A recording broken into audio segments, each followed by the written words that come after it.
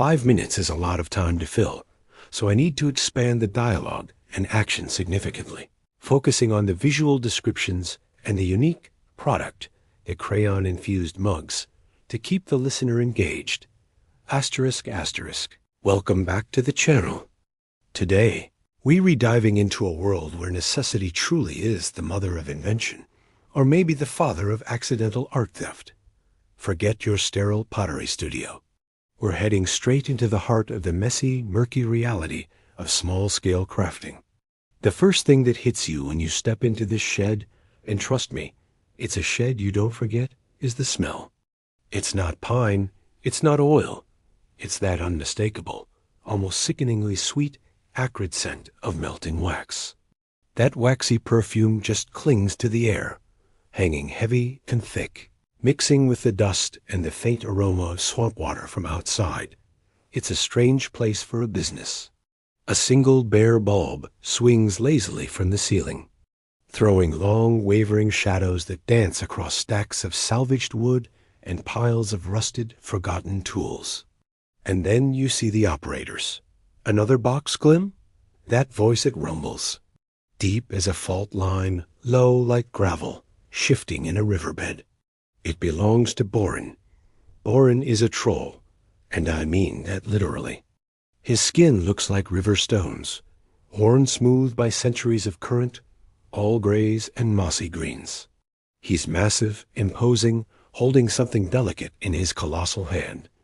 A misshapen, crayon-infused mug. It's a riot of color, swirling stripes of chaotic crimson and cerulean, a genuine testament to haphazard artistry. And Glim, the goblin, is wrestling a cardboard carton that is easily twice his slight size through the narrow shed door. Glim is all sharp angles and restless energy. His pointed ears twitch with effort, strained under the load. He manages to heave the box inside with a grunt. Found it behind the Dollar General. Little brats left it right out in the open. Practically begged me to take it. He's winded, and he emphasizes his point by kicking the box. The result is glorious, a cascade of Crayola crayons, every color imaginable, skittering across the grimy concrete floor in a chaotic, colorful explosion. Boring grunts, but not in appreciation. He turns the crayon mug slowly in his massive hand. These greens Glim. They're not right, too grassy. Not enough moss. We need more swamp colors, Glim, deep, murky greens. Think primordial ooze. Moss? You want moss colors for your morning brew? Glim scoffs, though he's already scrambling, sorting through the new, illicit haul.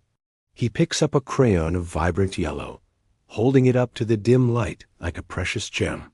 This lemon chiffon. Perfect for Mrs. Henderson's tea set. She always complains her mugs are too drab. Borin lowers the mug, his gaze heavy. Mrs. Henderson wants drab, he corrects, his voice a low, warning growl. She wants sturdy. She wants something that wants to shatter into 1,000 pieces when her fat cat knocks it off the counter. These crayons, there too. Cheerful. He pokes disdainfully at a pile of fuchsias and bright oranges with a thick boulder-like finger. Glim snorts, already tossing the unusable colors aside. Cheerful sells, Borin. People in bull shoals, they like a splash of color. Especially with their morning coffee. It brightens their depressing little day. He grabs a decent handful of the salvaged crayons, tossing them unceremoniously into a dented metal pot that is simmering over a low flame in the corner. Immediately, the wax begins to bubble and melt, the distinct, familiar aroma intensifying. Borin's eyes, however, are not on the melting pot. They are fixed on the shed's single grimy window. I heard the sheriff sniffing around again, he says, his voice dropping to a cautious whisper. A shadow briefly falls across the pane, maybe just a bird, maybe something more official. Asking about missing art supplies. Said something about a school project.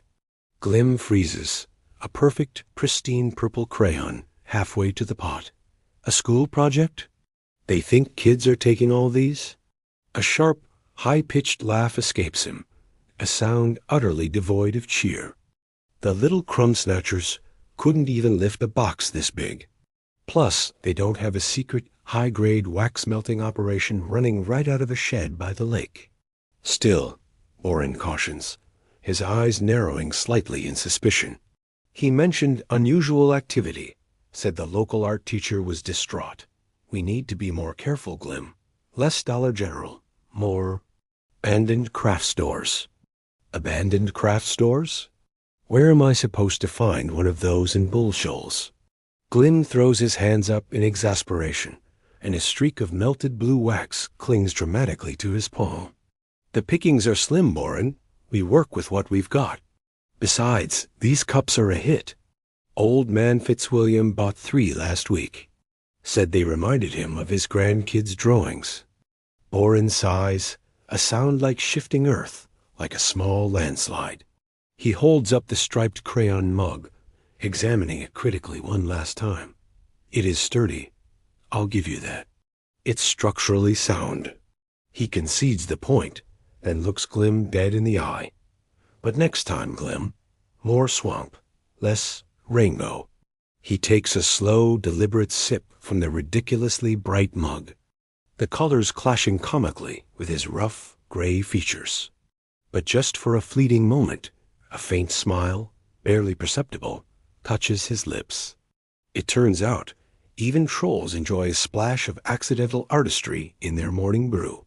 If you enjoyed this bizarre, whimsical look into the world of underground craft supply salvage, please hit that like button and subscribe for more unconventional deep dives.